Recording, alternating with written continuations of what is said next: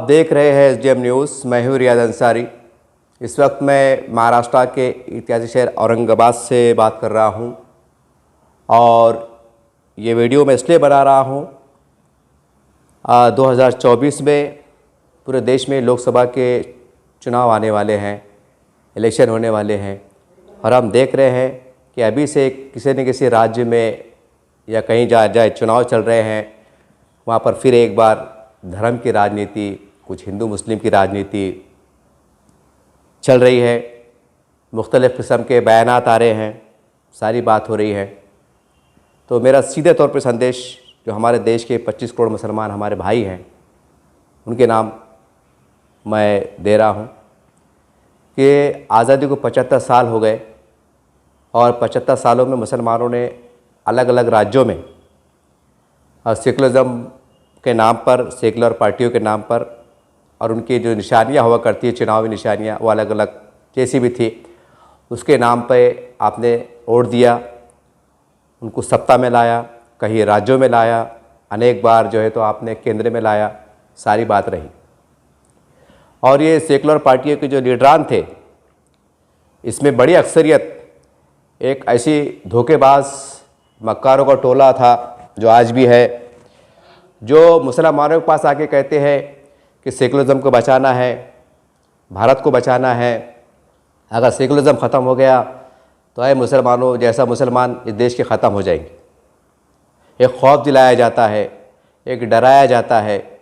लेकिन अगर हम ठंडे दिमाग से अगर हम गौर करें, 75 सालों में अलग अलग राज्यों में जितनी घटनाएं घटी, जितने दंगे फिसादात हुए, मुख्तलिफ़ नामों से हुए, कभी धार्मिक जुलूस के नाम पर, कभी कुछ अलग अलग, यानी अगर पूरा इतिहास अब खंगालेंगे 75 साल का तो इतने दंगे मिल जाएंगे, जिसमें नुकसान हुआ इतने आंकड़े मिल जाएंगे कि अगर बोलने बैठूँ तो शायद अभी 12 घंटे कम पड़ जाए। लेकिन चूँकि आप व्हाट्सअप फेसबुक का ज़माना है, एक क्लिक करें तो आपको सब आ जाता है, पूरी डिटेल आ जाती है। अब आम बात हो गई। इसलिए अगर आप किसी को जानने का शौक़ है तो आप गूगल पे जाके सर्च कर सकते हैं कि क्या क्या हुआ था। कहने का मतलब यह है कि आप मुसलमानों को सेकुलर पार्टियों के झांसे में आने की ज़रूरत नहीं। और जो हमें एक डर दिलाया जाता है, खौफ दिलाया जाता है कि RSS तुम्हारे दुश्मन है, बजरंग दल तुम्हारे दुश्मन है, हिंदू परिषद तुम्हारे दुश्मन है, और अनेक पार्टियाँ, कि ये हमको डर बताया जाता है। तो ये जो डर बता के हमारे राजनीतिक अभी तक ये होते आया है। सवाल ये है कि RSS है क्या चीज़? RSS इस देश का बहुत बड़ा संगठन है और आज RSS बोले तो एक ऐसे समझ लीजिए आप कि उसके बगैर आप देश में चल नहीं सकते, इतना बड़ा संगठन है। हर जगह उनकी अपना एक छाप है, उनकी पकड़ है, सारी बात है, और एक समाज सेवा के नाम पर यह RSS संगठन चलाया जाता है। ये सारी बात है। अब सेकुलर पार्टियाँ इनको स्टेज पे आके इनको कोसते हैं, इनको बुरा बोलते हैं, मुसलमानों के महलों में आते हैं, मुसलमानों के शहरों में आते हैं, गांव में आते हैं और सीधे तौर पे बोलते हैं कि भैया अगर तुम हमें वोट नहीं देंगे तो फिर ये लोग ऐसा करेंगे, ये लोग वैसा करेंगे। जैसा हमने इससे पहले चुनाव में देखा है कि लोग डरते थे कि मोदी आ गया तो ऐसा डर का माहौल पैदा किया जाता था। क्या हुआ? मोदी जी आ गए, फिर 2 बार आ गए, फिर और 24 में आ जाएंगे। कुछ भी नहीं हुआ। ये कड़वी सच्चाई है। अब आप बोलेंगे नहीं, वो तो अगर कुछ लोग अगर ऐसे सोच रहे होंगे कि नहीं वो तो ऐसे है, वो तो वैसे है, तो सवाल ये है 75 सालों में ये सेकुलर पार्टियाँ के जो अपने आप को बोलती थी, जो कभी केंद्र में रहे, कभी राज्यों में रहे, तो फिर इनके होते हुए मुसलमानों की एक प्री प्लान जो बर्बादी हुई कैसा? और उसका एक उदाहरण ये है कि जब देश आज़ाद हुआ उस टाइम 35% नौकरी में हुआ करते थे तमाम सरकारी सेक्टर में। आज 1% से भी कम हो गए। तो किसके राज में हुए? 50-55 साल तो सेकुलर पार्टियाँ थी ना, सरकारें आपके हाथ में थी, पूरा प्रशासन आपके हाथ में था, पूरे कलेक्टर, कमिश्नर, पूरे बड़े ये अधिकारी जो भी थे सब आपके हाथ में थे। वो तो कोई बजरंग दल के हाथ में नहीं था, कोई RSS के हाथ में नहीं था, किसी हिंदू परिषद के हाथ में नहीं था। तो भाई फिर हमें बेवकूफ़ बनाते क्यों आप? जब आप सरकार में थे, आप नियोजन करने वाले थे, आप हमारा डेवलपमेंट विकास काम कर सकते थे, तो आपने किया नहीं। और कुछ नहीं समझ में आया तो कैसे नहीं, पता नहीं कैसे कैसे बहाने से दंगे हो जाया करते थे। फिर बोलते थे वो अंदर के लोग आए, बाहर के लोग आए, इधर क्या उधर क्या है, और अब मुसलमान परेशान। अब करें तो क्या करें, कोई वाली नहीं सिवाय ऊपर वाले के, कुछ भी नहीं। तो ये गंदी राजनीति को 25 करोड़ मुसलमानों को समझना होगा और ये दिमाग से निकाल देना होगा कि देश का जो आरएसएस है, जो हिंदू परिषद है, ये है, ये जो भी है, ये हिंदुत्व की लीडरशिप है, ये हमारे दुश्मन है। ये आपको अपने दिमाग से निकाल देना पड़ेगा, बल्कि इनके साथ हमको ताल्लुकात बढ़ाना पड़ेंगे, इनकी तरफ दोस्ती का हाथ बढ़ाना पड़ेगा और बावकार तरीके से।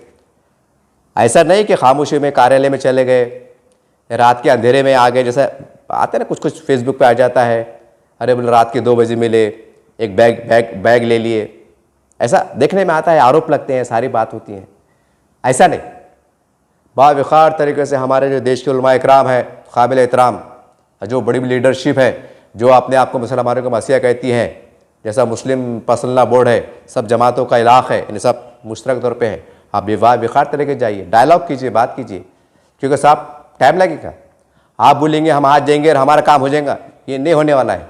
क्यों? क्योंकि 75 साल में आपने सेकुलर पार्टियों को गले से लगाए रखा, कई नुकसानात हुए, बेशुमार नुकसानात हुए, अलग अलग बहानों से दंगे फिसाद हुए, उनके राज्यों में हुए, मुख्तलिफ कमीशन बैठे, उनकी रिपोर्ट आई, उस पर अमल बजावनी नहीं हुई, सारी बात हुई, ये चलते रहा। अब जिसको आपने हमेशा बुरा भला कहा स्टेट से, कभी कभी तो गालियाँ भी दी, जैसा देखने में आता है, सारी बात होती है, तब बताइए जिसको आप 75 साल तक कोसते रहे, बुरा बोलते रहे, तो क्या वो आपकी एक मुलाकात पे आपसे गले लग जाएंगे? क्या आपसे राज़ी हो जाएंगे? वो भी तो सोचेंगे ना कि जब हम आपको आवाज़ देते थे कि आओ मुसलमानों, आओ मुसलमानों, आओ मुसलमानों, तो तुम्हें सेकुलर पार्टियों के जैसे में आके हमको दुश्मन समझते रहे और वो अपने इख्तिदार में आते रहे, कोई आमदार बना, कोई खासदार बना, कोई मुख्यमंत्री बना और तुम खपते रहे। ये सच्चाई है, क्योंकि ये मुख्तलिफ जो कमीशन के आंकड़े आए उसके आधार पर बढ़ा हूँ। ऐसा नहीं कि पर हिंदुस्तान में घूम के बैठ गया, ऐसा नहीं है। और इसका सबसे बड़ा सबूत ये है, एक सेस्टर कमेटी रिपोर्ट, एक सुप्रीम कोर्ट का रिटायर्ड जज, सारी बात मतलब एक जज और सरकार उनको नियुक्त करती है, उनके इसमें कमीशन बनते हैं, पूरे भारत का सर्वे करते हैं, उसके आधार पर एक रिपोर्ट जारी करते हैं कि मतलब 65-70 सालों में, क्योंकि काफ़ी पुरानी रिपोर्ट है, कि 70 सालों में जो है तो मुसलमान, इस देश का मुसलमान, हमारे जो दलित भाई हैं, बुद्धिस्ट भाई है, उनसे भी बिछड़ कर रह गया है, तालीम के मैदान में, रोज़गार के मैदान में और तमाम मैदान में। ये मैं नहीं कह रहा हूँ, ये एक जज की रिपोर्ट है, एक कमीशन की रिपोर्ट है, और वो कमीशन की रिपोर्ट है जिसको भारत सरकार ने नियुक्त किया था।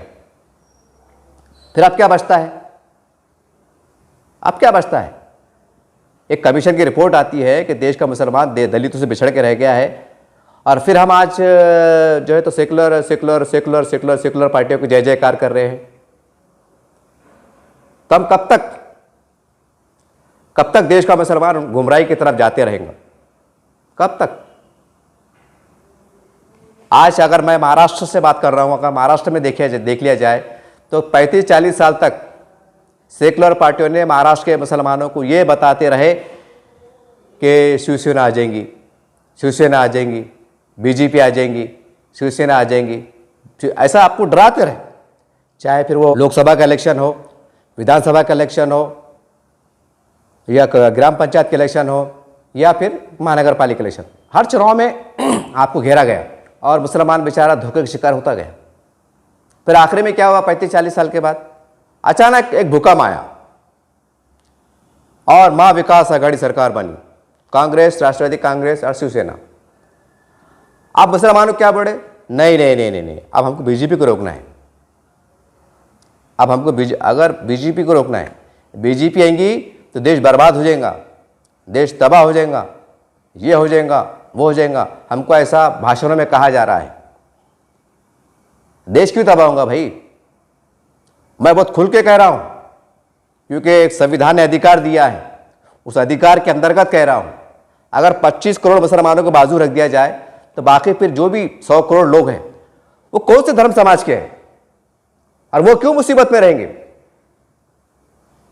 क्यों मुसीबत में रहेंगे भाई? सोचो ना आप। उनको कहीं ना कहीं आदिवासी के नाम पर, बिछड़ी जाति के नाम पर, आरक्षण के नाम पर फ़ायदे उठा रहे हैं।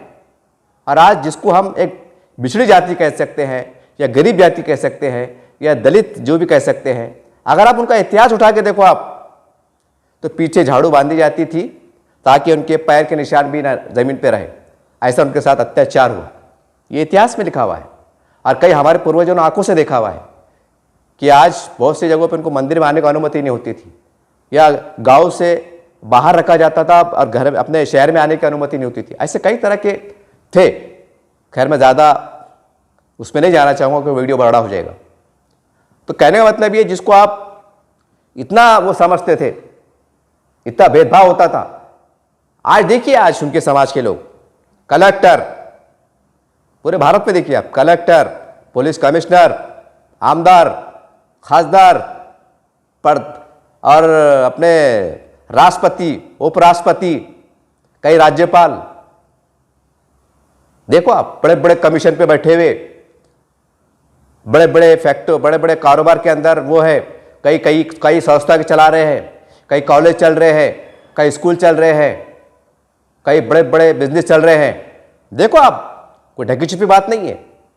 मतलब जिसको हम बिछड़ी जाति समझते थे, गरीब समझते थे, जो समझते थे, वो डेवलपमेंट में है, तो उनको क्या की तकलीफ। आज भी मोदी जी का ज़माना है, बराबर दलित समाज को, जो आदिवासी समाज को बराबर उनको आरक्षण मिल रहा, पैसे मिल रहे, जो भी मिल रहा। हाथ तो ये है कि जो आदिवासी हमारे जो भाई होते हैं, जो जंगलों के आसपास जिंदगी गुजारते हैं, जो शहरों के पास बस्ते बसा लेते हैं, ऐसे भी कानून निकला है कि कई बस्तियों को सरकार ने जो है तो उनको लीगल किया है। मतलब पानी, लाइट, ये करके कई झोपड़पट्टियों को लीगल किया है, एक मानवता के आधार पर, क्योंकि रोटी, कपड़ा और मकान ये सरकार की जवाबदारी है। सरकार ने उनको बराबर काम करके दिया। देखो आप महाराष्ट्र में कई झोपड़पट्टियों को उन्होंने करे, मतलब कहने के उनको फायदे मिल रहे ना। अरे एक ही नारा रहता, झालंच पाहिजे, काम होना होना है। ये हम देख रहे हैं, ये मीडिया पे देख रहे हैं, सारी बातें देख रहे हैं। तो ये हम मुगालता, ये धोखा क्यों कि मोदी जी आ गए तो देश बर्बाद हो जाएगा। अरे भाई काहे को बर्बाद होगा। मैं फिर एक बार कह रहा हूं, 25 करोड़ मुसलमानों को बाजू रख दो और बाकी 100 करोड़ को एक तरफ रख दो, तो 100 करोड़ है कौन। मैं कोई जातिवादी की बात नहीं कर रहा, बल्कि जो लोग भयकाते ना, मैं उसका पर्दाफाश कर रहा। ये है कौन। अरे ये तकलीफ में थोड़ी है। एक एक घर में 3-3, 4-4 कर्मचारी नौकरी पे है, जैसा निजाम के जमाने में हुआ करते थे कि वैसा निजाम के ज़माने सभी समाज को न्याय मिलता था। वो अलग है, वो विषय में और ज़्यादा और लंबा वीडियो बड़ा हो जाएगा। लेकिन बोलते नहीं, घर में 3 नौकर, 4 नौकर, सरकारी को जिला परिषद में, को कारपोरेशन में है ना, जाके देखो ना आप, आतराफ में देखो आपको, 2 साहब में 2 कोई कंपनी में है, कोई कितारे मजे में है, फर्स्ट क्लास मजे में है। एक घर में अगर 2 कर्मचारी है, सरकारी नौकरी चारी है, 50,000 तनख्वाह आ रही, वो अपने परिवार को, अपने खानदान को बराबर हिसाब से डेवलपमेंट काम कर रहे, फर्स्ट क्लास चल रहा। हम एक मुसलमान बेवकूफ़ है, संविधान खतरे में है, देश खतरे में है, देश खतरे में है, और 75 सालों में कहाँ से कहाँ पहुँच गए, वो खतरे में नहीं दिख रहे हम, वो खतरा नहीं दिख रहा, देश खतरे में है, देश को बचाना है। और यहाँ इतने परेशान हो रहे कि 2 वक्त की कमाना रोटी की हालत के लाले पड़ रहे, खबरों में पहुँच जा रहे, और फिर बोले देश खतरे में। क्या है देश खतरे में बाबा। अरे अपन खतरे में है, और खतरे में क्यों है, ये अपने मुसलमान की खुद की गलतियां हैं। आंखें बंद करके सेकुलर पार्टियों के पास जाते थे और मार अपना दाना नोटिंग कर रहे, अलग अलग निशानियां हुआ करती थी, अलग अलग नामों से आते थे और चुनके देते थे। और सबको मालूम कि ये कर रहे नहीं, ये धोखे दे रहे नहीं, लेकिन ऐसा खौफ बिठा दिया गया था, शुक्र मानो 2 वक्त की रोटी कमा खा रहे, ना तो वो आ जाएंगे ना तो तुम्हारा रहना मुश्किल हो जाएगा। हमने भी कानों सुना है, भाषणों में सुना है। तो इतनी बड़ी घुमराई, इतनी बड़ी धोखेबाजी, तो कब तक। 75 साल हो गए ना, कब तक। चलो भाई ये 5 साल में सुधर जाएंगे, वो 5 साल में हालात अच्छे हो जाएंगे, वो 5 साल में अच्छे हो जाएंगे, होते होते होते होते 75 साल निकल गए, और फिर सेकुलरिज्म खतरे में है, भारत का संविधान खतरे में है। अरे 75 सालों में मुसलमानों से कहाँ चलेगा, उनकी कितनी उनकी तबाही बर्बादी पे आ गए। और क्या खतरा होना, और क्या खतरा होना। तो तमाम 25 करोड़ मुसलमानों को कहना चाहता हूं कि देखिए, आप सेकुलरिज्म की गुलामी से निकलिए आप, और जो आरएसएस है, बजरंग दल है, बीजेपी है, इनको आप दुश्मन मत समझो। ये दुश्मनी जब तक तुम्हारे दिमाग में चली, 50 साल हो गए, हमारे आबा अजदा ने भी कहीं ना कहीं गलती करे सेकुलरिज्म के नाम पे, खुद भी खप गए और अपने को हमको भी खपा दिए। अरे सीधी सी बात है भाई, 50 साल में आपने कभी उनको वोट नहीं दिया, सिवाय बुरा भला बोलने के, कोई दूसरा काम नहीं किया, तो उनके दिल में तुम्हारा से हमदर्दी काहे को रहेंगी? नेशनल बात है ना यार, कुछ समझने की बात है ना। ये खाली साल में एक बार आ रहे, एक बड़ा प्रोग्राम ले रहे, अब एक कुछ हिंदू पंडित आ जा रहे, कुछ हमारे कुछ आलम दीन आ जा रहे, ईद मिलन के नाम पर, कभी दिवाली मिलन के नाम पर वो शुरखुरमा पी रहे, हाथ मिल रहे, 10 मिनट वो बोले, 10 मिनट ये बोले, और बाद में वो घर को जा रहे तो अपने घर को जा रहे, फिर जैसे कि वैसे हालत, ऐसे कि वैसे। तो ऐसा क्यों? और जबकि ये कड़वा सच है कि आज देश को बीजेपी लीड कर रही है, आरएसएस का अपना एक मुकाम है, वो सारी बातें हैं। मैं उन तमाम मुस्लिम लीडरों को पूछना चाहता हूं, देश के तमाम अलग अलग पार्टियों के, कि आप जब बीजेपी को बुरा बोलते हैं, जब आरएसएस को बुरा बोलते हैं, जब हिंदू परिषद और बजरंग दल को बुरा बोलते हैं, तो थोड़ी आपको शर्म नहीं आती? ये बोलते हो आपको थोड़ी शर्म नहीं आती कि यार कभी हम भी खासदार हुआ करते थे, कभी हम भी आमदार हुआ करते थे, कभी हम सरकार में मंत्री हुआ करते थे, तो हमने मुसलमानों के लिए क्या किया? ये आप कोई शर्म नहीं आती बोलते हो थोड़ी सी? अगर मैं महाराष्ट्र की बात करूं तो कई वक्त मिनिस्टर जो है तो मुसलमानों के रहे, अलग अलग पार्टियों के अलग अलग नाम के। फिर वक्फ बोर्ड की तबाही क्यों बाबा? एक उदाहरण है आपको समझने के लिए। फिर वक्फ बोर्ड बर्बाद क्यों हुआ? जबकि एक कमीशन की रिपोर्ट आ रही कि अगर वक्फ बोर्ड की जायदाद का सही इस्तेमाल कर लिया जाए महाराष्ट्र के हद तक, तो महाराष्ट्र का मुसलमान इतना सक्षम हो जाएगा हर क्षेत्र में कि वो सरकार की मदद करेगा। ये कमीशन की रिपोर्ट है साहब, ये मैं नहीं कह रहा हूं। जब आपको मालूम है कि वक्फ बोर्ड के ऊपर अगर सही तरीके से काम किया जाए तो मुसलमानों की पूरी दलंदरी निकलने वाली है, तो बाबा तुमने वक्फ बोर्ड पे काम करना था ना, बड़े कॉलेज लाना था, स्कूल लाना था, कंपनियां लाना था, कुछ हाउसिंग बोर्ड बनाना था, सिडको अड़कों को जैसे, कमाना भी था, खिलाना भी था, खाना भी था कानूनी तरीके से, कुछ भी नहीं। जब वक्फ बोर्ड के अंदर जमीनात में हमारा हल मौजूद है, महाराष्ट्र के हद तक बता रहा कम से कम में, तो फिर हमको सेकुलर पार्टी तक जाने की क्या जरूरत कि दो बाबा अल्लाह के नाम पे दो, हमको स्कॉलरशिप दो, और हमको सदका दो, और हमको खैरात दो। काहे को? जब हमारे पास है तो फिर भीख मांगने के धंधे काहे को? अगर समझो उदाहरण, मेरे पास जेब में या बैंक में 5 लाख रुपए पड़े हुए हैं, और सब दोस्त साहब आपको मालूम है 5 लाख पड़े हुए कैश, अगर मैं किसी बोले यार मेरी बेटी की शादी यार मैं या मदद करो ना या खर्चा दो ना, तो दोस्ता क्या बोलेंगे, अरे क्या मियाँ क्या मुंह पे मट्टियाँ ले रहे, करो ना 5 लाख खर्चा, कब खर्चा करेंगे, क्या हमारे बस साथ में ले जाएंगे क्या? एक नेशनल बात है। तो ऐसी बात हो ना मुसलमानों की, वक्फ बोर्ड के अंदर तक हमारा धन सरमाया पड़ा हुआ है, करोड़ों रुपए पड़े हुए हैं, उसके ऊपर कोई आवाज नहीं। बस वो सेकुलर हिंदुत्व बीजेपी आ जाएंगी, शिवसेना को रोकना है, उसको पकड़ना है, इसको छोड़ना है, और मुसलमान खपते आ रहे। आज खपते इतने बुरे हाल हो गए कि हमारे को वाली नहीं रहा। और हैरत की बात यह है कि जो आप महाराष्ट्र की अगर हद की बात करें तो जो टूट फूट हुई, जो लोग मतलब बीजेपी के पास चले गए, जो शिवसेना फूटी, ये फूटी, जो भी मतलब मंत्री संतरी गए, तो क्या बोल के गए, ईडी। और कई आरोप लगे कि भाई 50 खोके। पहले आम के खोके, सेब के खोके सुनते थे, अब नवा खोके आ गए,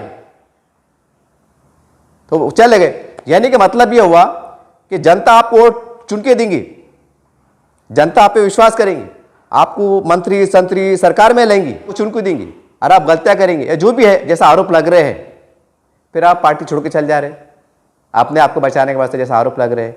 तो सरकार, जनता तो मर गई नहीं बेचारी, जनता ने इतनी उम्मीदों से आपको वोट को चुन के दिया कि चलो हमारे शहर का, हमारे गांव का विकास होगा। यदि कि गलत सलत धंधे करेंगे तुम, जैसे आरोप लग रहे हैं, जांच चल रही है, और भुगती कौन? गरीब जनता। ये कहाँ की राजनीति है? अरे कैसी राजनीति है? यानी जनता के विकास करने के बजाय अपना अपना देखना, अपने जैसा आरोप लग रहे हैं। अरे जनता काम करो ना ईडी के आरोप लगते, न बीडी के आरोप लगते, न सीटी के आरोप लगते, नहीं लगते। ईमानदारी से काम करो, कुछ भी नहीं होता, जनता आपको सर पे अच्छा रखो बिठाती। जैसे शरद पवार साहब का देख लो एक उदाहरण, खैर उनका अंतर्गत मामला है लेकिन उदाहरण के तौर पर कह रहा हूँ। जैसे राजीनामा दिए, तमाम पार्टी के लोगों ने, कार्यकर्ताओं ने इस्तीफा, नए साहब नए साहब नए साहब नए साहब, मतलब सर आंखों बिठाई ना। मतलब शरद पवार साहब ने उनके पार्टी के कार्यकर्ताओं को, नेताओं का कुछ ना कुछ समाज उनका कल्याण करे, सबको लेके चले, तो उन्होंने चिल्ला पुकार करे, नए साहब तुमको रहना पड़ेगा। खैर और भी कई वजूहत हो सकती है लेकिन एक समझ में आती ना बात। तो भाई जब आप मुसलमानों को भला नहीं करे आपने 75 साल में, और फिर आप मुसलमानों के महल्लों में आएंगे, मुसलमानों के बस्तियों में आएंगे, शहरों में आएंगे और बोलेंगे बीजेपी को रोकना है, वो फिर उस पर आरएसएस का नाम इन्वॉल्व होता, तो ये हमको बेवकूफ़ बनाने के धंधे कब तक चलेंगे? ये आपको बंद करना पड़ेगा। और मैं मुसलमानों से अपील करता हूँ कि अगर ये आपके शहर में आए, चुनाव के अंदर आपके गांव में आए, महल्ले में आए, सबसे पहले ये पूछो कि 75 साल में एक रिकॉर्ड बनाओ आप। अगर किसको जो आपने रहते ना पढ़े लिखे काबिल लोग, उनके हाथ पे एक यादी बनाओ, क्या क्या नुकसानात हुए, पूरे नुकसान यादी बनाओ और उनको बताओ कि साहब वो सब छोड़ो, इस सरकार में तो आप थे, तो फिर ये काम हुआ क्यों नहीं? अरे काम तो होना छोड़ दो, उल्टा reverse reverse reverse reverse reverse. जैसा एक एग्जाम्पल, आज़ादी के टाइम मुसलमान सरकारी नौकरी में कितने थे? 35%। अब 75 साल हो गए तो आबादी बढ़ रही ना, तो आबादी बढ़ने के हिसाब से आप मुसलमानों की जो भागीदारी कितनी होना चाहिए था सरकारी सेक्टर में? 70%, यानी उसके डबल नहीं, 1% में आ गए, कुछ देर वो भी गायब हो जाएंगे। तो उनको पूछो, वो सब छोड़ो बल्ला बकवास, वो मोदी जी को देख लेंगे बल्ला, अल्लाह बहुत बड़ा है, क्योंकि मुसलमान का ईमान काय पे है? झाड़ का पत्ता भी अगर हल रहा तो उसकी मर्जी बगैर नहीं हल रहा, तो हमको कौन मार सकता भाई?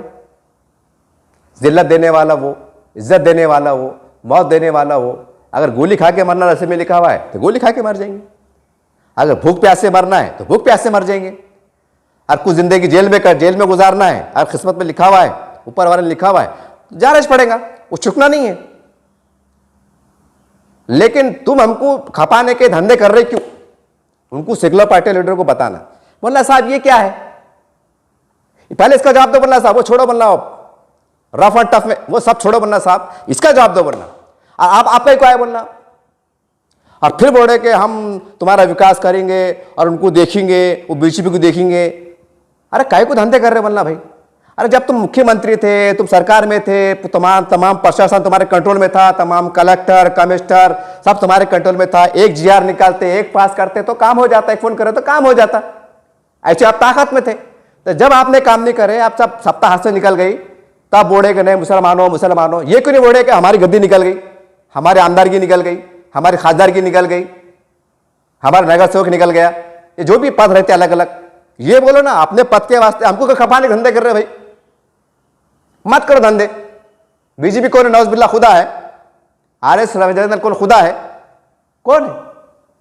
ऐसा ड्रा कर रहे, अरे बाप आरएसएस, अरे बाप रे बाप रे बाप रे, हिंदू परिषद, अरे बाप रे बाप रे बाप रे। अरे कौन है वो? पाकिस्तान के तालिबान है क्या? अफगानिस्तान के तालिबान है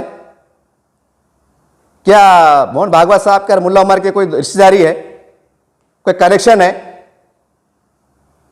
जो हमको इतना ड्रा के रख रहे? जबकि सच ये है कि आरएसएस आज देश को लीड कर रहा है,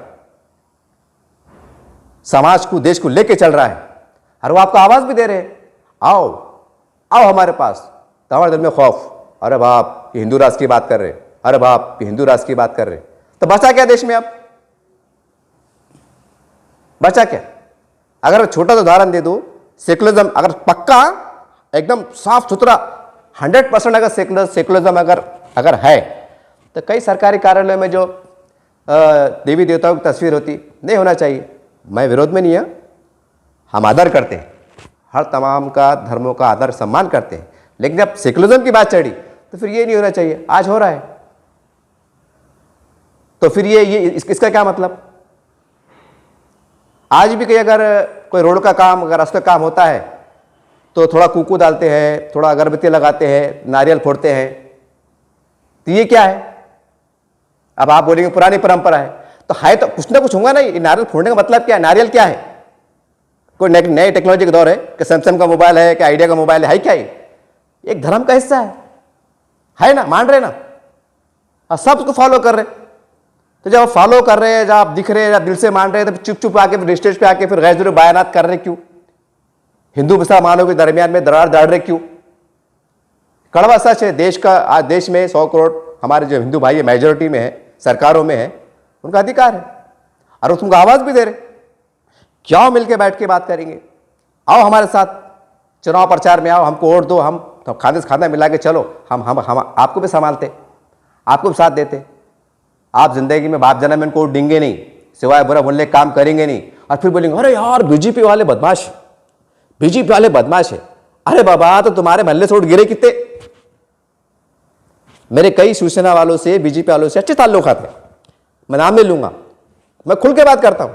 और आपको मालूम है मैं जज्बाती प्लेयर है, जज्बात में मैं बिंदास बोलता हूं, मतलब कानून कायदे में रह के बोलता। तो फिर जब बगैर ऑन कैमरे की बात हो रही है तब कितनी बात करता हूँ बिंदास, क्योंकि डर अल्लाह का है। क्या डरना किसी पकने का? हाँ बोलेंगे ना तो नहीं बोलेंगे। मैं खुली बात करा, शिवसेना वालों से बात करा, भाजपा वालों से बात करा, जो कट्टर है आरएसएस समर्थक उनसे बात करा कि साहब ऐसा क्यों होता है? कम से कम आप तो मुसलमानों की तरफदारी करो, आप तो इंसाफ की बात करो।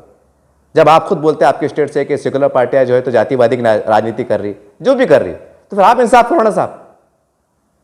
तो वो जवाब देते। एक बार मैंने 96 के किशोर कछवा साहब शिवसेना के, उनसे मैंने इंटरव्यू कवर किया था। अब बोला था साहब कि आप शिवसेना, आप बहुत बड़ा दावा करते, तो फिर आपके बड़े बड़े स्टेज, बड़े बड़े रैलियां, बड़े बड़े प्रोग्राम मुस्लिम हल्ले में क्यों नहीं होते? उन्होंने जवाब दिया था, पत्रकार साहब, मुसलमान बोले वोट देता कितना? बोले मुसलमान वोट देता कितना? बोले अगर 10,000 मुसलमान का वार्ड है तो 10 वोट भी नहीं आते, और जो जाते होंगे तो उनके कार्यकर्ता रहते हो, वो जाते। या गलती से अगर कम ज़्यादा वोट मिल भी गए तो बाद में पता चलता है कि हमारे 10 घर हिंदू भाइयों को थे। ये भी कड़वा सच है, यादी के अंदर नाम है। जब तुम हमको वोट देंगे नहीं और हमसे अपेक्षा करेंगे कि हमारा विकास करो, तो कहाँ से होगा बाबा? नहीं हो सकता ना, नहीं हो सकता, कड़वा सच है। आप उन पर भरोसा करते भी नहीं, वोट देते भी नहीं, और सीधे सीधा आरोप लगाते हैं कि हिंदुत्ववादी है, हिंदुत्व है, हिंदुत्व है। हिंदुत्व क्या है? एक धर्म है, एक धर्म है। अगर वो अपने धर्म की बात करते हैं तो उनको इख्तियार है, अगर हम मुसलमान अगर इस्लाम की बात करते हैं तो हमारा अधिकार है। इसमें गलत क्या है? आप करना ही है मिल बांट के कि भाई देखो साहब, कानून के अंदर, संविधान के हिसाब से जो भी है हमको हमारा हक दो, हमारे जहाँ आबादी के हिसाब से हमको हमारा न्याय दो, रोटी कपड़ा मकान में, हर क्षेत्र में जहाँ जहाँ हमारी जितनी भागीदारी बन सकती दो आप ईमानदारी से, खत्म। बस ये बात करना है। नहीं वो बीजेपी आ जाएंगी, और अब तो स्टेज पे आरोप लगते मोदी जी के ऊपर। हम देखते हैं, स्टेज से सुना है हमने कई बार कि मोदी जी ने अपनी औरत को छोड़ के बैठ गए, जो औरत को संभाल नहीं सकता वो देश का संभाल लेगा। ऐसे सेकुलर पार्टियों के लीडरान भी आरोप लगाते हैं, खुलेआम भाषण में करते हैं। उसने हमारे बड़ी संख्या में जो मुस्लिम लीडरशिप है देश स्तर पर और राज्य स्तर पर, वो भी खुला बोलती है कि मोदी जी ने अपनी बीवी को नहीं संभाला, अपनी माँ को जो है तो नोटबंदी के लाइन में लगा दिया, उसके ऊपर राजनीति। अरे भाई, मोदी जी ने औरत को छोड़े, उनकी बीवी को छोड़े, या 10 औरतें करके बैठे, तुमको क्या लेने देने का उससे? उन्होंने अपनी माँ को लाइन में लगाए तो उनकी माँ को लाइन में लगाए ना, कि अपनी माँ को लाइन में लगाए। और अगर तो ये भी सोचो ना कि यार जिस देश के प्रधानमंत्री ने फैसला किया, तमाम देश की हमारी माताएं बहनें जब लाइन लगा रही थी तो उसमें एक प्रधानमंत्री की मां भी थी जो लाइन लगा रही थी। आप ये एंगल से क्यों नहीं देखते? खाली ये देखते अरे यार मोदी ने मां को भी लाइन में लगा दिया। अरे ये भी सोचो ना कि तमाम देश की हमारी माताएं बहनें नंबर लगा के बैंक के बाहर खड़ी थी, तो उसमें हमारी प्रधानमंत्री की माता जी भी लाइन में खड़ी हुई थी। आप ये एंगल से क्यों नहीं देखते? नहीं लाइन में लगा दी, नहीं औरत छोड़ के बैठ गया। उनका व्यक्तिगत मसला है भाई, तुमको अधिकार नहीं ना। कोई किसने औरत छोड़ के बैठा या 2 औरतें करके बैठा, अपने को अधिकार नहीं है। अब सवाल ये है, अब सेकुलर पार्टियों की तरफ आता हूं, और सेकुलर पार्टी में वो मुस्लिम नेता जो बड़े बड़े हैं, दिग्गज, पूरे देश में घूमते हैं, प्रचार करते हैं, अलग अलग पार्टियों से आते हैं, सारी बातें हैं। आप तो बाल बच्चे वाले हैं, आपके तो माशाल्लाह आपकी हमारे जो बीवियां हैं पर्दे में है, गोशे के एहतिमाम में है, तो आपने कौम का क्या भला किए? आपने क्या किए? और बोलने की जगह नहीं, आंकड़े हैं, आंकड़े। यहां ये तबाही हुई, यहां बर्बादी हुई, यहां इतनी तबाही हुई, यहां बर्बादी हुई। ये आंकड़े हैं, ये ऑनलाइन आंकड़े हैं। आप बचने का धंधा नहीं रहा, आप बेवकूफ बनाने का धंधा इसलिए खत्म हो गया। आपने क्या करे? अभी मैंने टीवी पे 2 दिन पहले देखा, यूपी चुनाव के अंदर प्रचार के अंदर अतीक और अशरफ जो एनकाउंटर में मारे गए, जो भी है, अब उनके ऊपर राजनीति हो रही कि वो उनको मार के गए, ऐसा गए वैसा गए। अरे भाई, यूपी में मुसलमानों की आबादी कितनी है, उनके हालात क्या है, उनके हमने पेपरों में देखा, मीडिया के माध्यम से देखा कि कई बिल्डोजर से उनकी बस्तियां, जो मुस्लिम समाज की बस्तियां थी, उनको तोड़ा जा रहा है। तो क्यों तोड़ा जा रहा है? कहने सरकार बता रही कि इलीगल है, मतलब कागज पत्र बराबर नहीं, रजिस्ट्री ज़मीन नहीं, ऐसी बैठ गए, सारी बात हुई। तो जब आप सरकार में थे ना, आप सेकुलर पार्टी बोलते हैं ना आपको, जब सरकार में थे तो जैसा महाराष्ट्र में कई सरकार ने कई आदिवासी बस्तियों को, झोपड़पट्टियों को लीगलाइज किया, उनको लीगल किया, तो आप भी सरकार में थे, आप भी लीगल करके देते थे। और आप क्या बोले 35 साल पुरानी है, 40 साल पुरानी है। तो बाबा 35 साल पहले कौन सरकार में थे? तो क्या आपको जवाबदारी नहीं थी क्या? मुस्लिम समाज की जो लीगल बस्तियां थी, इनको कुछ कायदे से, कानून से बिठा के उनको लीगल कराते, उनको सक्षम कराते, आपकी जवाबदारी नहीं थी क्या? नहीं, चढ़ा चलने दो, आंकड़ा मार के लाइट ले रहा, हाँ अरे बिंदास, मुसलमान भी खुश रहा, हाँ मैं बगैर बिल का लाइट ले रहा, आंकड़ा मार के ले रहा। मैं ये नहीं सोच रहा कि यार मैं मीटर से महरूम हो गया। अरे योजना बिठा के मीटर लो, अपने आप को लीगल साबित करो, वट से चलो। अब हमारी कुछ कमियां रह जाएगी, मुगालते में बोलो, धोखे से बोलो, या कुछ हमारी गुर्बत बोलो, जो भी है, और फिर हम बोलेंगे सरकार गिरा रही। सरकार फिर पूरे यूपी के अंदर मुसलमान की बस्तियां क्यों नहीं तोड़ रही?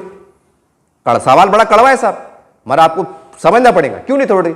और भी एक ही बस्ती के 2-4 बस्ते यूपी के अंदर, इतना बड़ा सूबा है, कई मस्जिद है, कई, वो क्यों नहीं तोड़ रही? चंद बस्ते भी क्या चल रहा। सरकार को मालूम है कि यार ये कानून में बैठते, इलीगल बैठते। अगर महाराष्ट्र में देखो आप, औरंगाबाद में देखो आप, जो महानगर पालिका अतिक्रमण रहता, तोड़ देते, बड़ी बिल्डिंगें तोड़ देते। क्यों तोड़ते? क्योंकि कानून के अंदर आए हुए रहते कि भैया तुमने गैर कानूनी काम करे, अब तक फायदा उठा लिए, लेकिन अब आप बच नहीं सकते, तोड़ डालते। तो सरकार का काम था ना, जो गरीब बस्तियां थी मुस्लिम समाज की, और भी, मैं जातिवादी की बात नहीं कर रहा, तो आपने उनको लीगलाइज करना था कि हम सरकार में हैं, आप आपको कोई योजना बना के, कोई एक ला के आप लीगल कर देते, तो आज की बुलडोजर चढ़ता था। नहीं, भाषण में वो बस्तियां टूट रही है। अरे बाबा, तो जब सरकार में थे तो जब आपने बचाए क्यों नहीं? अरे आप बोल के फायदा क्या? बस्तियां टूट गई, वो बेचारे अतीक साहब, वो अपने अतीक चले गए, अशरफ चले गए, उसके ऊपर अब राजनीति हो रही कि सर हाँ मैं मुसलमान हूं, तुमको गोलियां मार रहे। बोले मैसेज देश के हिंदुओं में क्या जा रहा कि अतीक कौन, अशरफ कौन? जमीन माफिया, डॉन माफिया। ठीक है, राजनीति में थे, बात अलग है, वो सारी बात अलग है। अब सवाल ये है, मैं तमाम, क्योंकि बाद में मुसलमानों से बात कर रहा हूं, इसलिए मैं तमाम मुसलमानों से बात कर रहा हूं, उसमें नेता भी आ गए, कार्यकर्ता भी आ गए, समाज सेवक सब आ गए। भैया आदमी डॉन बनता कब? जमीन माफिया बोलते ना, जमीन माफिया जो दहशत कब बनता? 5 टाइम की नमाज पढ़ाते बनता, क्या इमाम साहब की नौकरी करते बनता, क्या अजान देते 5 टाइम की नमाज की नौकरी कहीं मस्जिद में लग गया जब बनता, नाम बनता? नहीं, आपको सब मालूम है। कई लफड़े होते, कई हाफ मर्डर हो जाते, कई फुल मर्डर हो जाते, सिपारे भी ले लेते, सिपारे दे भी देते, किसकी इंक्वायरी होती नहीं होती, केस भी चलते, सब होते, फिर धीरे धीरे धीरे धीरे नाम बढ़ता।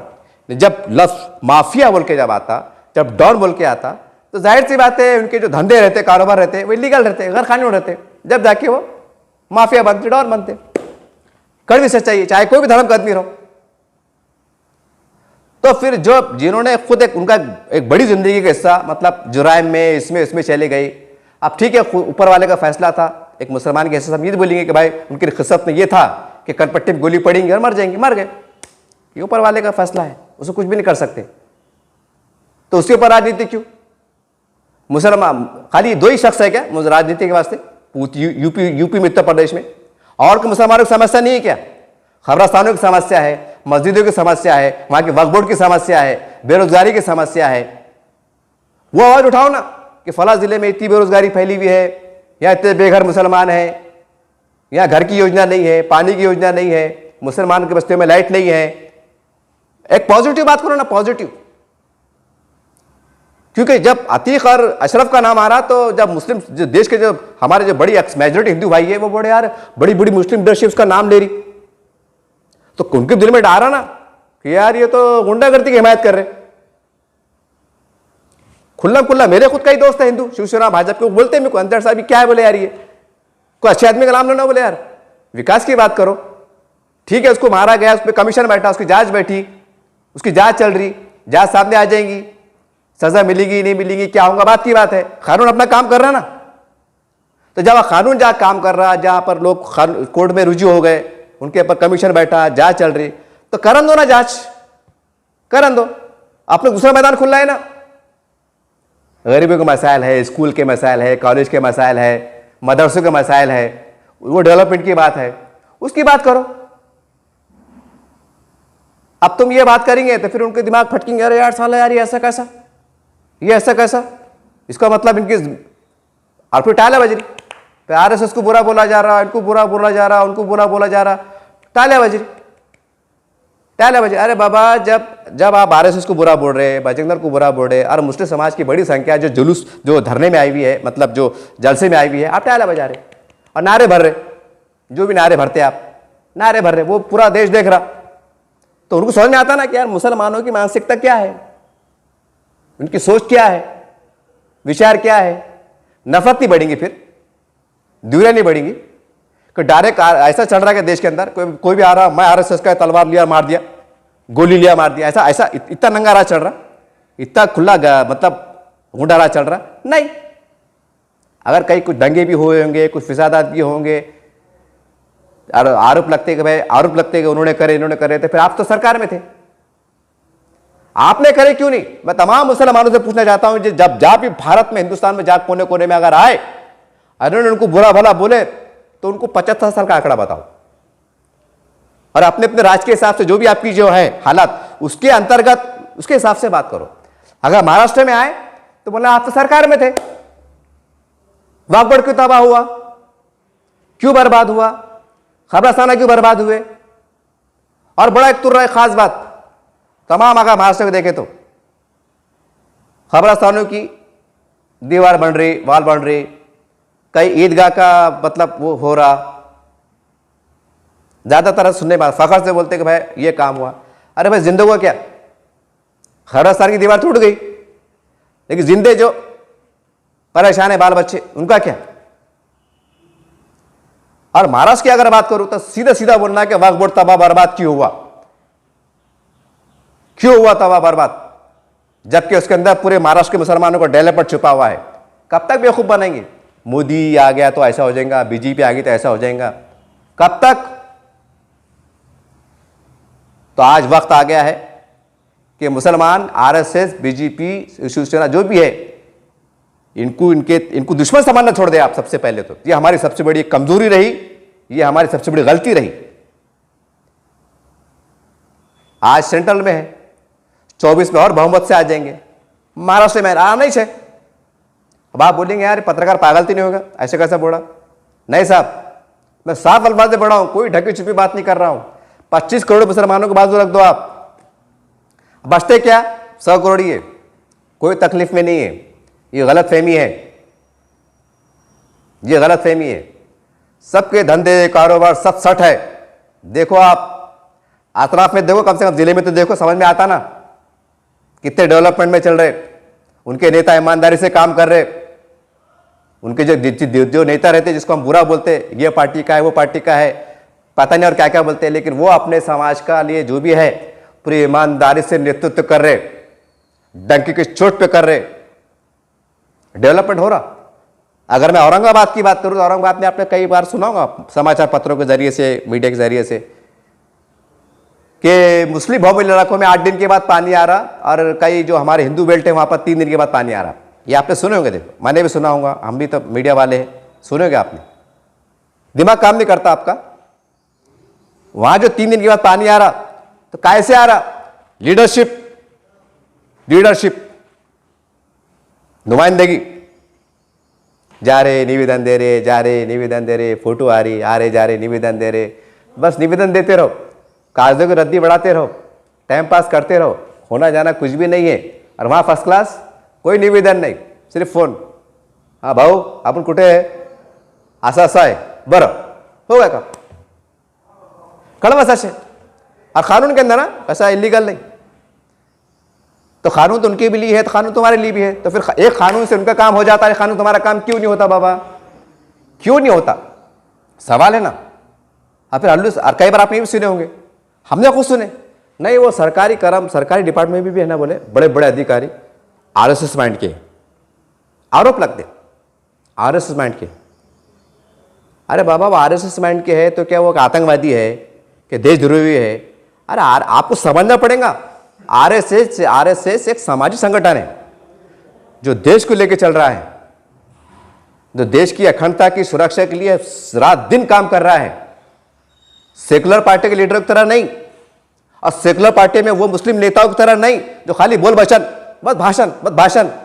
वो खामोशी में काम कर रहे हैं, कानून के साथ चल रहे हैं और करके बता रहे हैं। आप क्या कर रहे हैं? अरे शर्म से डूब मरने वाली बात है कि महाराष्ट्र सरकार ने, अगर मैं महाराष्ट्र की बात करूं तो आपको वक्फ बोर्ड बना के दिए, जिसमें चापरासी से लेकर तो वक्फ मंत्री तक मुसलमान, ज्यादातर मुसलमान ही रहे। इक्का दुक्का बार समझो कोई अदर कास्ट के आए, उनको एडिशनल चार्ज दिया गया, ऐसा भी हुआ। जैसे खड़के साहब थे हमारे, ज्यादातर मुसलमान ही थे, तो वक्फ बोर्ड बर्बाद क्यों हुआ? कई को बर्बाद? और किसके राज में हुआ? और फिर बोलते नहीं वो बीजेपी को हराना है। अरे बीजेपी को हराना है? अरे थोड़ी शर्म करो यार, थोड़ी शर्म करो। अब तो ऐसा होगा कि वो मुसलमान बोलते ना कान में बीड़ी है क्या? अरे अब तो ऐसा हो गया कि उन्होंने देख लिया यार, मुसलमानों के सामने जज्बाती बातें करो, थोड़ा उनको डराओ, जैसा बीजेपी से कभी आरएसएस डरा दो, ये खुद लपक जाते। यानी कि पहले बोलते कान में बीड़ी नहीं, उन्होंने ये समझ लिया कि मुसलमानों के कान के अंदर पूरे मजदूर छाप बीड़ी कट्टा है, ये समझ ली। और अब तो कई ऐसी बात सुनने में आती है कि मुसलमानों की हालत ऐसी हो गई, मुस्लिम लीडरशिप की हालत ऐसी हो गई, एकदम गंदी कहावत, गरीब की जोरू सबकी भाभी। अब इसका मतलब क्या है भाई, मेरे को भी नहीं मालूम, आप जिसको मालूम है समझ सकते होंगे। हमारे चैनल के माध्यम से बोलना भी नहीं चाहता, अब समझिए आप। ये हमारे को दोस्त बोलते हैं अंदर साहब तुम्हारा मामला ऐसा है। बोले यार बोलिए, अब सिर्फ जज्बात की राजनीति, जज्बात क्या है? कभी खबरस्तान, कभी मस्जिद, कभी दरगाह, कभी कुछ, बस एक जज्बाती इशू बना के मार्केट में आने का, और बस चुनाव लड़ लिए, बात खलास। अब बाबरी मस्जिद की मिसाल लो आप, पूरे देश में कितने धरने हुए, कितने मोर्चे हुए, और वो मूर्तियां रखने से जो शिलान्यास हुआ था राजीव गांधी के टाइम, वहाँ से लेके तो समझो एंड तक कितने दंगे हुए, जो मुख्तलिफ किस्म के छोटे मोटे बड़े मिला के कितनी जाने गई। कोई है हिसाब किताब? है हिसाब किताब, आंकड़ा है? कौन जिम्मेदार? जबकि वो बोले आओ बैठ के बात करेंगे, समझौता करेंगे, नहीं, अल्लाह की ज़मीन है, अल्लाह घर की ज़मीन, हम 1 इंच का सौदा नहीं करेंगे। वो बोल रहे भी तो भाई थोड़ा अपन बैठ के बात कर लेंगे। कई उलमा इकराम के उसमें बयानात भी आए, अगर आप डिटेल में जाएंगे तो मेरे पास है डिटेल, मैं फिर कभी बता दूंगा। बयानात आ रहे कि भाई बीच का रास्ता निकालने की, नहीं हम नहीं करेंगे, आप जो फैसला भाई, फिर आप कोर्ट पे चलेंगे, फिर आप कोर्ट का फैसला, वो इशारा भी दे रहे भाई कोर्ट का फैसला, फिर कैसा करते, कभी कुछ ऐसा कुछ आ गया तो जो फैसला आएगा हम मंजूर करेंगे, आगा फैसला, खामोश है ना, कड़वा सच है, खामोश। अब उसके बाद क्या हुआ भाई? शर्मा शर्मी, क्योंकि वर्ल्ड देख रहा ना, क्योंकि वो मामला इतना संगीन हो गया था कि कई उसमें इस्लामी राष्ट्र ये वो उनके बयानात भी आ गए थे, मतलब कहने के बाहर की इंटरनेशनल राजनीति में इसमें इन्वॉल्वमेंट हो गई थी।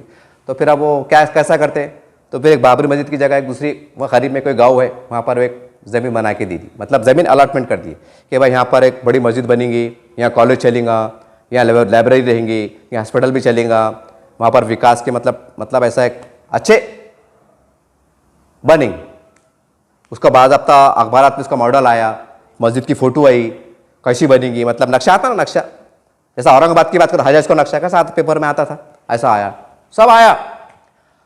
आज कोई मुसलमान लीडर बोलने को तैयार नहीं। राम मंदिर काम शुरू हो गया और शायद 2024 के अंदर हमारे देश के जो साधु संत बोलिए या प्रधानमंत्री मोदी जी, उनके हाथ से रिबन भी कटिएंगे। और वो मस्जिद जो बाबरी मस्जिद के नाम पे अल्टरनेट आपको दी गई थी सरकार की तरफ से, यूपी सरकार की तरफ से, उसमें कोई चर्चा नहीं। कोई मुसलमान का छोटे से छोटा और बड़े से बड़ा नेता कोई बोलने को तैयार नहीं मस्जिद का हुआ क्या, काम शुरू हुआ कि नहीं हुआ, नहीं हुआ तो क्यों नहीं हुआ, या किसी बड़े नेता ने दौरा नहीं किया, क्यों मस्जिद नहीं है वो। सरकार ने मस्जिद बोल के दी नहीं आपको, दी ना, ठीक है, हम महाराष्ट्र के लोग हैं, हमको क्या नहीं होगा फायदा, हम नमाज पढ़ने नहीं जाएंगे, लेकिन जहाँ वो मस्जिद बन रही, जहाँ पर बड़े कॉलेज, बहुत बड़े बड़े प्रोजेक्ट गवर्नमेंट ऐलान करे कि हम इसके जरिए चलेंगे, तो कम से कम आसपास के मुसलमानों को फायदा होगा कि नहीं होगा? वहाँ को मस्जिद नसीब हो जाएंगे बेचारों को आलीशान, और सारी बात होंगी, उनके डेवलपमेंट के काम शुरू होंगे, तो कम से कम उनका तो फायदा होगा ना। जो बड़े नेता जो अलग अलग राज्यों में रहते, तुम्हारा फायदा नहीं होगा, तुम्हारे ना तुम नमाज को जाने वाले, ना तुम्हारे बच्चे जाने वाले। लेकिन जहां मस्जिद तामीर हो रही, वहां के आसपास की खेड़े पाड़े के वो तो नमाज को जाएंगे ना। उनका दर्द नहीं तुमको, उनका एहसास नहीं कि नहीं हाँ यार सही बात है, ये चलो सारा कुछ भी हो, अब जान दो अब अल्लाह फैसला करने वाला है, अल्लाह इनको सजा देने वाला है, जो भी है ये अल्लाह का एक निज़ाम आएगा, अल्लाह का कहर चलेगा, सारी बातें हैं। लेकिन आज जो हमारी मुट्ठी में है, तो सरकार ने दे दी, तो कम से कम मतलब टीवी के अंदर तो बताओ फला फला पार्टी के नेता ने दौरा किया, मुलाकात कर रहे, जायजा ले रहे, वे काम कितना हुआ, कितने कालम खड़े हुए, नहीं जाते। मस्जिद नहीं हो क्या वहां भी एक छोटा सा मंदिर बन रहा, क्या है ऐसी राजनीति करते? अरे कम से कम वहां के शहर के गांव के लोग फायदा हो जाएगा, वहां तो वहां के तक तो आवाज उठाओ कम से कम। नहीं नहीं आप गई, जान दो, अब जान दो, अब सब जान दो, अब ये तो कोई बात ही नहीं हुई। नहीं बताना मैं तुमको राजनीति कैसी है, बस मान लो ताजा रखो, कोई भी विषय उठा लो और बस जलसे में चल जाओ, मुसलमानों के बस्ते में घुस जाओ, शहर में चल जाओ, और हिंदू मुस्लिम, कभी मंदिर मस्जिद, कभी खबरस्तान दरगाह, कभी दरगाह मंदिर, बस इसके अंदर मुसलमान 75 साल में खप गए। बस वो हमारे दुश्मन है, वो हमारे दुश्मन है। अजब की सच्चाई क्या है कि आज चाइना हमारा दुश्मन माना जाता, कई किलोमीटर, जैसा समाचार पत्रों के अंदर आया है। अब वो जांच का विषय सही है झूठ है, लेकिन जो हमने पढ़ा है, टीवी पे देखा है, उसके आधार पर मैं कह रहा हूँ कि कोई और 7 किलोमीटर है, कोई 8 किलोमीटर है, चाइना हमारे भारत की बाउंड्री के अंदर आया, कब्जा करा, ऐसे आरोप लग रहे हैं, सारी बात हो रही है। उसके बावजूद भी भारत इतना बड़ा देश है, न्यूक्लियर पावर रखने वाला देश है, और आज इतना सक्षम है कि आज जंग हुई तो बिल्कुल बराबरी की जंग हो गई, हारने और लपकने डरने वाली की बात नहीं। उसके बाद भी हमारे प्रधानमंत्री मोदी जी बात कर रहे हैं नहीं जंग नहीं होना, जंग हो जाएंगी तो लाखों लोग मर जाएंगे, और साइड में बिजनेस भी चालू है, जो भी निकला है, जैसा बोलते हैं चाइना बाजार, चाइना की चीज़ें, मोबाइल, ये वो कहाँ से आ रहे, उधर से आ रहे। अरे इतने झगड़े के अंदर, इतने टेंशन के अंदर कारोबार भी चालू है, बातचीत भी चालू है। अब आ जाओ पाकिस्तान के ऊपर। पाकिस्तान हमारा देश का बदतरीन दुश्मन, कई आतंकवादी हमले हुए, ये हुए, पार्लियामेंट पे पता नहीं, मंदिरों पे कई सारी बातें हुई, कश्मीर में क्या हाल चढ़ा, सारी बात आपको पता है, कोई नई बात तो है ही नहीं। उतने पर भी जो है तो हमारे देश की जो प्रधानमंत्री सरकार की कोशिशें रहती है कि हमारे पड़ोसी उसके साथ हम बातचीत करें, उनसे मुख्तलिफ मौक़ों पे, मुख्तलिफ जो बाहर जो देश के दौरे होते हैं वहाँ पर उनसे मुलाकात की जाती है, कोशिश की जाती है कि भाई बातचीत सुधर जाए, हम दोस्त बन जाए, हमारी नफरत कम हो, हमारी दुश्मनी कम हो जाए, इस बात की कोशिश चलती है। अब तीसरी मिसाल, हालांकि इससे हमारे भारत देश का कोई लेना देना नहीं है और मुसलमानों को लेना, लेकिन मुसलमानों का है, देश का तो नहीं है लेकिन मुसलमानों का है, इसलिए मिसाल दे रहा। इजराइल और फ़लस्तीन की दुश्मनी कितनी खतरनाक दुश्मनी है, बैतुल मुक़द्दस को लेके, मस्जिद अक़सा को लेके, और कितने आसपास के देश फैले हुए हैं, मुस्लिम कंट्री के पावरफुल देश है। अगर सब देशों ने मिलकर अगर एक हफ्ता अगर ट्विटर बंद करे तो पूरी दुनिया रुक जाएगी, इतनी ताकत रखते हैं। ज़रूर नहीं कि बम होना, ये होना और वो होना, नहीं, एक ऊपर वाले ने इतनी ताकत दी हुआ है। उसके बाद भी और सबको मालूम है कि फ़लस्तीन इसराइल का मसला क्या है, और इस्लामी हिसाब से, इस्लामी उसके हिसाब से भी उनका किरदार क्या है, इसराइलियों का, सारी बातें मालूम है। और कितने आए दिन बमबारी होती है, ये हो रही, वो हो रही, इधर से भी मर रहे, उधर से भी मर रहे, सारी बात हो रही, शहीद हो रहे, सारी बात है। उसके बाद भी फ़लस्तीन वाले इजराइल के प्रधानमंत्री राष्ट्रपति से बात कर रहे हैं। उसके बाद भी सऊदी अरब, यमन, क़तर, ये जो भी है, ये मतलब इस्लामी जो हमारे जो कौंसल होती है OIC, वो उनसे बातचीत कर रहे हैं। कई ढके छुपे अल्फाज में बात हो रही है, कई खुल के बात हो रही है, उनके इजराइल के प्रधानमंत्री से बातचीत हो रही है कि आओ भाई हम दुश्मनी ख़त्म करेंगे, आओ भाई हम दुश्मनी ख़त्म करेंगे। ये पूरी दुनिया देख रही है, आप टीवी पे आप भी देख रहे। इजराइल अरबों से बात कर रहा, जबकि अरब नंगे भुक्के नहीं है, उससे कोई लेना देना नहीं है।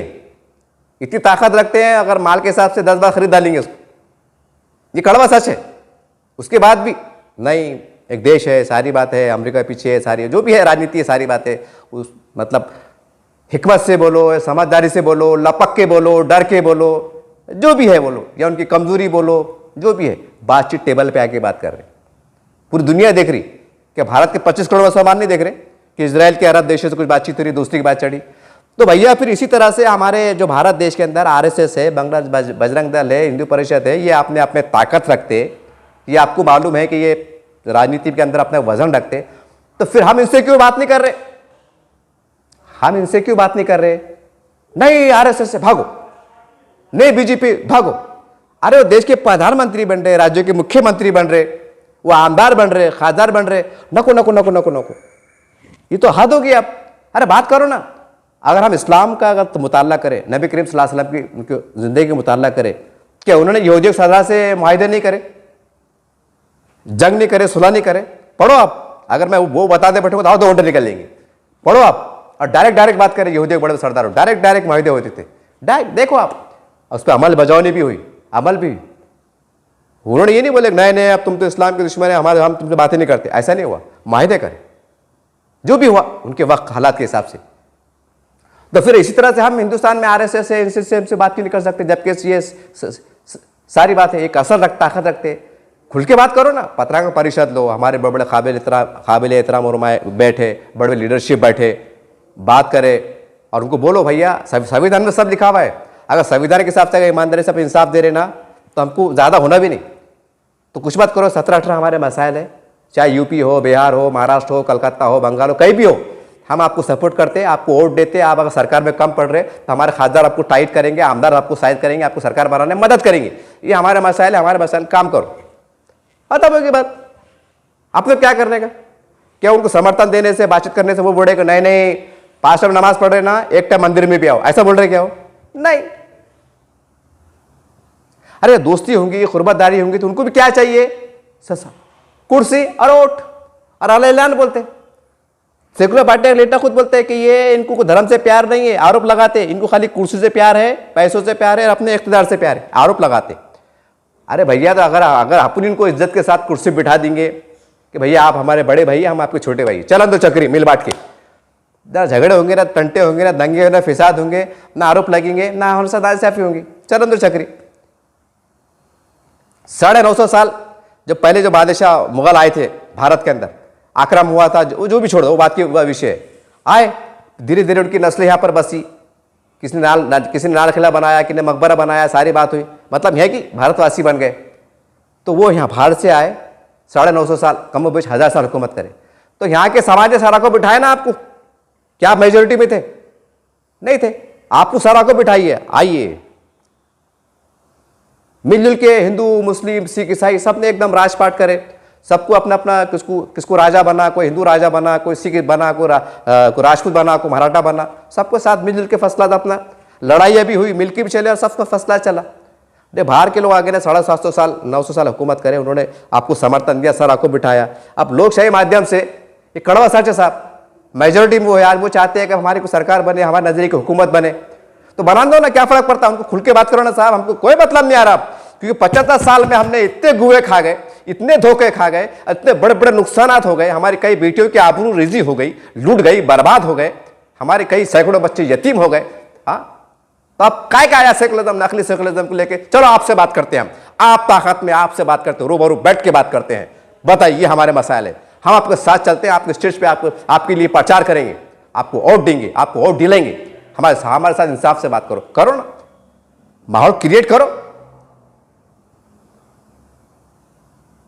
मैं फिर एक बार कह रहा हूं कि देखिए, दिमाग से निकाल दीजिए कि हमारे दुश्मन है, ये कोई तालिबान नहीं है पाकिस्तान के, अफगानिस्तान के, भाई नको उनसे देश के दुश्मन नहीं, ये भारत के लीड कर रहे हैं, भारत देश को चला रहे हैं। और आप देश को चलाने वालों के साथ नहीं जाएंगे, किसके साथ जाएंगे आप? किसके साथ जाएंगे भाई? ठीक है, आज आप नहीं जाएंगे, 24 में और मोदी जी आ जाएंगे, महाराष्ट्र में आ जाएंगे, फिर आप कहाँ जाएंगे?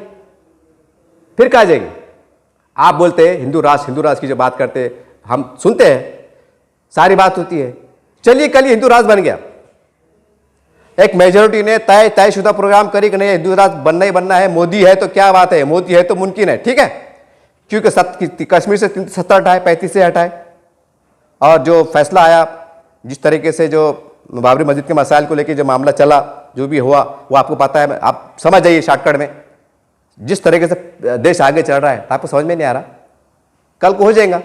कल को अगर हिंदू राष्ट्र अगर सबकी सहमति से जो भी है अगर ये बन जाता है, तो मैं खाली मुसलमानों की बात कर रहा हूँ, बाकी को छोड़ दीजिए, बाकी सब मजे में है। आरक्षण के नाम पर, आदिवासी के नाम पर, इसके नाम पर, उसके नाम पर, इसके सब मजे में। ये हमको लग रहा अरे जुल्म हो रहा, जुल्म नहीं हो रहा, वो सब मजे में, सब फसला चढ़े, नौकरी, पानी, धंधे, कारोबार।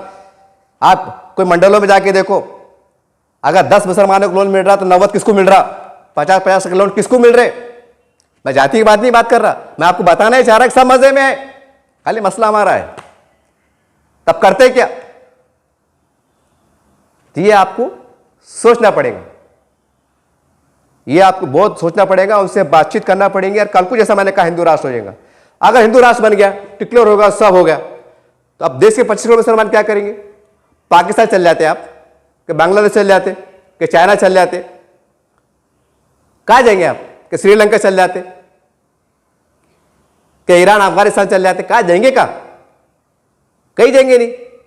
वहां इतना बुरे हाल है कि वहां के मस्जिदों में बम फुट रहे। वो नालायक इस्लाम के नाम पे देश बना पाकिस्तान, और उसकी वजह से जिस दिन वो देश आज़ाद हुआ वहां से मुसलमानों की, हिंदुस्तान के मुसलमानों को दलंदरी शुरू हो गई, तबाही बर्बादी शुरू हो गई। अल्लाह ने कोई ऐसा कहर बरसा देना कि उनकी नालायकी की वजह से कि वो ऐसा कोई जल्जला आ जाना कि पूरा पाकिस्तान बढ़ जाना। क्या करेंगे साहब? वहां का ताना हमको मिलता है ना, वहां का ताना हमको मिलता है। वो नालायक क्या कर रहे हैं? छोड़ो भाई, हम कैसे भी जी ले रहे, घुट घुट के कैसे जी ले रहे, कम से कम तुम तो मजे में रहो, अच्छे से रहो, कम से कम इस्लाम का नाम लेते बताओ कि भाई इस्लाम में हिंदू है, सिख है, ईसाई, सबको लेके चल रहे। नहीं ना, वही फंडा। मुहर्रम के इमाम बाड़े में बम फट गया तो वहां के किसी जामा मस्जिद में बम फट गया, तो किसकी जनाजा लिया जब बम फट गया, कौन फोड़ने वाले? कौन? मुसलमान। मरने वाले कौन? मुसलमान। और नाम क्या? पाकिस्तान। और किसके नाम पे? इस्लाम के नाम पे। क्या है ये? अब देश के हिंदू भाई भी सोचते हैं यार कैसा इस्लाम है ये ऐसे इस्लाम के नाम पे पाकिस्तान बनाया तुमने कि तुम आपस में बम फोड़ रहे, फिर तो ये देश अच्छा है। ये कड़वी सच्चाई है, कड़वी बातें हैं, तो ये आपको सोचना पड़ेगा। और यहाँ की जो मेजोरिटी है, जो भी हमारे हिंदू भाई है, जो बड़ी बड़ी संगठन है, जो अपने आप में एक ताकत रखती, एक असर रखती प्रशासन के ऊपर, अंदर से बोलो या बाहर से बोलो, आपको उनके साथ चलना पड़ेगा और बाविखार चलना पड़ेगा। ऐसा नहीं कि अपने ईमान का सौदा कर लो, कि मस्जिदा बेच डालो, कि खबरस्तान में, तो ऐसा नहीं। अपने अधिकार को लेने के लिए, कानूनी अंदाज से लेने के लिए बातचीत करो आप और आगे बढ़ो, इसके सिवाय कोई रास्ता नहीं है। और ये सेकुलर सेकुलर सेकुलर है ना, इसको है ना तो 9 बार तलाक दो आप। 3 बार तलाक देते हैं ना इस्लाम में, 9 बार दे दो उनको आप, और उनको दफन कर दो। ये सेकुलरिज्म के दिमाग की जो सोच है हमारी, जो है ना, जो भाषा ना, ये इनको दफन कर दो आप 3 बार तलाक कैसे देंगे? खबर खोदते वक्त। दूसरी बार 3 बार तलाक कब कर देंगे? जब सेकुलरिज्म को अंदर डाल देंगे हम, क्या है सेकुलरिज्म, तेरी वजह से हमको तकलीफ पहुंची, हम कहां से कहां पहुंच गए, अब तू बगैर कफन के अंदर लेट जा। 3 बार वहां दो, और 3 बार कब देंगे? जब मट्टी डालते, जब हो गए 9 बार, खत्म। जियो और जीने दो, प्यार बांटो और प्यार लो। वो भी इंसान है साहब। अपन बोलते यार नहीं वो, अरे वो भी इंसान है ना। अरे हमारे तारीख इस्लाम का मुताला करेंगे तो अखलाक को देख के लोग ईमान में दाखिल हो गए। और क्या हुआ? हिंदुस्तान के 25 करोड़ मुसलमान इतने गए गुजरे हो गए कि अपने अखलाक से, अपने किरदार से, अपने वफादारी से, अपनी बात सलाहियत से, हिकमत से, कि आप कम से कम उसके दोस्ताना बना नहीं सकते। आप वो ईमान में दाखिल होना और वो होना सब बहुत दूर, करोड़ों की बात है। इतने गए गुजरे मुसलमान हो गए कि हम उनसे दोस्ती कायम नहीं कर सकते। क्यों? हमसे गर्व से कि हमारा मुसलमान भाई, हमसे गर्व है कि हमारा हिंदू भाई हमारे साथ इंसाफ पर से काम दे रहा है। ऐसा नहीं कर सकते आप। घुमा फिरा के कभी इसके आड़ में, कभी उसके आड़ में, कभी उसके आड़ में, नतीजा क्या? मुसलमान खप रहे। नतीजा क्या? मुसलमान तबाह हो रहे। अब फिर क्या बढ़े? नहीं वो बैठे हुए है ना, सरकार उनकी है ना, वो ऐसा है ना, वो ऐसा है ना। आपको नहीं मालूम क्या वो अधिकारी कैसे रहते, ये रहते। अरे कब तक धंधे करेंगे यार ये, और कब तक बेवकूफ़ बनेंगे? बहरहाल 2024 का इलेक्शन आ रहा, मुसलमानों आज़ाद हो जाओ, अपने अपने राज्य में, ज़िले में जो ताकतवर नेता है, चाहे कोई भी पार्टी कराओ, उनके साथ जाओ। मुल्ला भैया हम तुम्हारे गाँव के आदमी हैं, हम तुमको बड़ा बना रहे, हम किसको नहीं पहचानते, तुमको पहचानते। आराम से वोट दो, 5 टाइम की नमाज पढ़ो, धंधे पानी कारोबार करो, और वो आपका काम करते साहब। ये हम बोलते, लेकिन कई लोग हैं, ये तुम काम करते हो और वो चाह रहे आना, इज्जत से आना, इससे पहले कि देर हो जाए। और सब समझ गए ना आप, फिर जाएंगे भैया तो बोलेंगे भैया आप, तेरी जरूरत नहीं है। जब तक इज्जत से बुला रहे, आज दस्तरखान पे बैठ, जब तक मस्ती आ रही थी, मतलब मोटे अल्फाज में, खाना नहीं खा रहा था। अब बैठ, अब वो खाना सब भरी हुई है, अब बच गया कुछ गया तो नहीं कि शादी में बच्चा कुछ क्या बोलते हैं अपन, बाहर आते तो भैया बैठे, बच्चा तो तेरे को दे देंगे, पहले हमारे बैठने वाले हैं खान दे पहले, है ना, बोलते हैं ना, कहावत है। ऐसा हाल ना हो जाए मुसलमानों का। और ये बात मैं खुद भी मुसलमान हूँ, और सोशल मीडिया से मैं एक साप्ताहिक पेपर चलाता हूँ, पत्रकार भी हूँ, एक समाज का दर्द भी रखता हूँ, समाज की सोच भी रखता हूँ। अरे मेरा अधिकार भी है, मेरा अधिकार भी है कि मैं अपनी बात को रखूँ। आप माने ना माने, सहमत है नहीं, ये बात की विषय है, लेकिन मैं इतनी बार जरूर कहूँगा कि आप गौर करो, आप फिक्र करो, और तमाम सेकुलर पार्टियों के नेताओं से जो आपके भाषण देंगे, बड़े देंगे, उनको हाथ जोड़ के बोलो भैया हिंदू मुस्लिम की बात मत करो। आप हमारे स्टेट के महल्ले में आए ना, आप हिंदू मुस्लिम की बात मत करो, और योगी को और मोदी को गालियां मत दो। आप क्या करने वाले हैं ये काम की बात करो। अगर तुम्हारे को नेता उनके कुछ चुन के आए होंगे तो उनका फिर हिसाब किताब मांगो, क्या आप इतनी बड़ी बातें कर रहे हैं तो हमारी ये काम क्यों नहीं हुआ, पहले ही जवाब दे दो। वो मोदी आए एक तरफ, मोदी दिल्ली में है और योगी यूपी में है, हमारे महाराष्ट्र में क्या काम है भैया? नहीं, तुम्हारे अगर जो भी चुन के आए होंगे XYZ, उनका हिसाब किताब मांगो। और पहली बार आ रहे थे बोलना भैया इतने दिन से कहाँ सो रहे थे आप, और क्यों हमको बेवकूफ बना रहे, हमको हमारे हिसाब से काम करना हमको समझता, क्योंकि जिंदगी की मौत ऊपर वाले के हाथ में, रिस्क और मौत ऊपर वाले के हाथ में। अब डरने की, खौफ खाने की कोई जरूरत नहीं है। तो उम्मीद करते हैं कि कुछ बातों को अगर किसी को बुरा लगाऊंगा, मैंने तो गैर खैर में बात किया नहीं, मैंने एक दर्द के साथ बात किया, और किसी को बुरा लगाऊंगा भैया तो माफी चाहता, लेकिन मेरा दर्द है। और मेरी बात पे एक बात पे गौर करो, अगर क्योंकि मेरी बात समझ में नहीं आ रही, अरे क्या यार के पागल भाई की बात कर रहा, नहीं, मैंने जो आरोप कह सकते हैं, इल्जाम कह सकते हैं, खुलासा करा, उसकी स्टडी करो, आप सर्च करो गूगल पे, इस पे जाके, उसके बाद फिर फैसला करो कि मैंने क्या गलत बोला, और हमें डरने पिचकने की जरूरत क्या है। तो उम्मीद करते हैं कि इस पैगाम पूरे 25 करोड़ मुसलमानों नाम है। और आप बोलेंगे यार ये चैनल वाला छोटा मोटा 25 करोड़ की बात कर रहा, नहीं साहब, जब आग लगती ना, एक चिंगारी माचिस काड़ी रही काफी रहती, जो लपटे ले लेती। हो सकता है ये अच्छा पैगाम, पॉजिटिव पैगाम एक ऐसी चिंगारी बन के देश में फैलेगा और कुछ परिवर्तन भी आ सकता है। क्योंकि जो भी इनकलाब उठता है, जो इनकलाब की आवाज उठती है, तो हजारों लोग एक साथ नहीं आते, कोई एक बंदा, कोई एक व्यक्ति आवाज उठाता है, उसके परिणाम फिर देर से सही लेकिन आते हैं। तो उम्मीद करते हैं कि तमाम बातों को आप सीरियस लेंगे, हल्के में नहीं लेंगे, और कोई बहकावे में आने का धंधे बंद करो, मुगालते बंद करो। जो दावे कर रहा उसको पूरा बायोडाटा निकालो, कौन से पार्टी का है, कौन सा नेता है, क्या है, और उसके हिसाब से सवाल जवाब करो। उन्हें बड़ा कि मेरा ये है तो बोलना भैया फिर हमारा काम क्यों नहीं हुआ था, हमारा नुकसान क्यों हुआ था, वक्फ बोर्ड तबाह क्यों हुआ था, वो जमीन क्यों गई थी, ये लफड़े क्यों हुए थे, पहले इसका हिसाब किताब दो कि इसमें यहाँ भी योगी आ गया था कि यूपी से उठ के, कि मोदी आ गया था, कि शिवसेना आ गई थी, कि बजरंग दल आ गए थे, क्या आ गए थे। बंद करो धंधे मुसलमानों को बहकाने के, करने के, कोई कुछ करता नहीं, सब उसके हाथ में है। चलो हो सकता है मुसीबत गुजरेंगी, क्योंकि 75 साल की जो दुश्मनी है, एक दूरियां हैं, जो गलत फहमियां हैं, जो पुरकंडे हैं, साहब ये 2-4 मुलाकात में तो कम नहीं होंगी ना, थोड़ा टाइम लगेगा, थोड़ा सब्र तहम्मुल के साथ। उनको बताओ जो नकली चोला पहन के आ रहे, जो आपको एक वरगला रहे, आपको फेंका रहे, जो अलग अलग राजनीति कर रहे, कभी मंदिर के नाम पर, कभी खबरस्तान के नाम पर, कभी अशरफ के नाम पर, कभी अतीक के नाम पर, ये धंधे क्यों बाबा? विकास की बात करो, बोलो हमारे शहर में आबादी इतनी है, ये विकास होना चाहिए, पानी होना चाहिए, स्कूल होना चाहिए, खबरस्तान होना चाहिए, यूनिवर्सिटी होना चाहिए, ये बात करो, दूसरी फालतू बात करो मत, क्योंकि तुम्हारी फालतू बातों से मुसलमान यहाँ पहुँच गए। उम्मीद करते हैं इस पैगाम को आप समझने की कोशिश करेंगे और इस पर गौर कीजिए आप। जय हिंद, जय महाराष्ट्र।